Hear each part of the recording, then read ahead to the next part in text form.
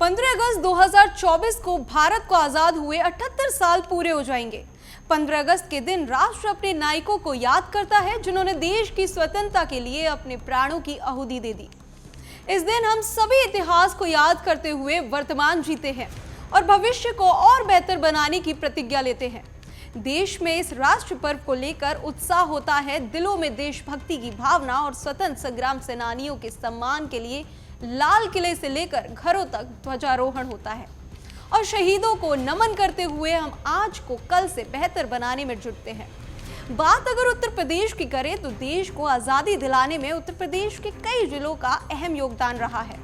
10 मई 1857 मेरठ से ही आजादी की पहली चिंगारी भड़की थी और आज TV7 भारत आपको उत्तर प्रदेश के उन राज्यों के बारे में बताएगा जिनका देश को स्वतंत्र होने में योगदान रहा। आइए एक नजर यूपी के उन शहरों पर जिन्होंने क्रांति की मसाल अपने हाथों में थामी। मेरठ, देश को आजादी दिलाने में मेरठ की अहम भूमिका रही। 1857 में देश की आजादी के लिए पहली क्रांति मेरठ से ही हुई थी। मेरठ के सदर बाजार में देर शाम को चर्च का घंटा बजा, जिसकी आवाज को सुनकर लोग घरों से एक साथ बाहर निकले और अंग्रेजी हुकूमत के खिलाफ जंग छेड़ दी, जिसकी आवाज पूरी दिल्ली तक गूंज उठी। वो आवाज इतनी बुलंद थी कि लोगों को जागरूक करने का काम किया। अगला राज्य लखनऊ। अवध के नवाब वाजिद अली शाह की पहली पत्नी बेगम हजरत महल ने 1857 की क्रांति में लखनऊ से कमान संभाली और अंग्रेजों के खिलाफ विद्रोह का बुगुल फूंक दिया। लखनऊ में पराजय के बावजूद उन्होंने अवध के ग्रामीण इलाकों से क्रांति की मसाल थामी रखी।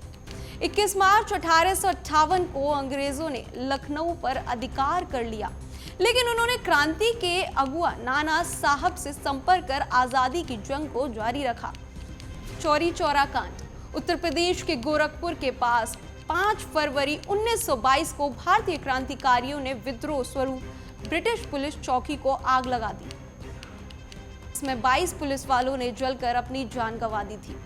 चौरी चौरा कांड के चलते ही महात्मा गांधी ने असहयोग आंदोलन वापस ले लिया था। अगला नाम है इलाहाबाद, जिसे अब प्रयागराज के नाम से जाना जाता है। आजादी की लड़ाई लड़ने वाले वीर सपूतों में चंद्रशेखर आजाद का नाम सभी ने सुना है। इनकी वीर गाथा पूरे भारतवर्ष को पता है। 27 फरवरी 1931 को अंग्रेजों ने जब आजाद को घेर लिया था तो उन्होंने अंग्रेजों की गोली से मारे जाने से बेहतर खुद को गोली मारना समझा और अपनी जान क्रांति के लिए न्यौछावर कर दी। झांसी, खूब लड़ी मर्दानी, ये तो झांसी वाली रानी थी। 1857 की क्रांति में झांसी की रानी लक्ष्मीबाई ने विद्रोह की अगुवाई की।